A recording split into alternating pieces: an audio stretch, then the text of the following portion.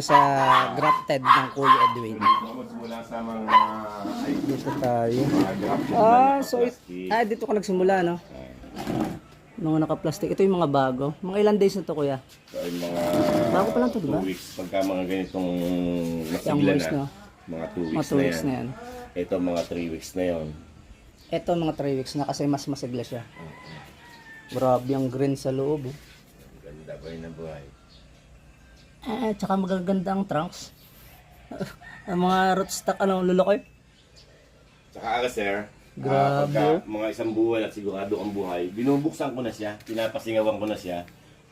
First day sa isang side, second day sa isang side. Third day, bubuksan ko na siya, pasisingawin ko siya. Pero sa hindi mo gilid. muna tatanggalin. Hindi ko pa siya tatanggalin. After 3 days, nawala na yung moist niya, saka ako siya tatanggalin. Ito na siya. Ito na yung magiging finished product natin.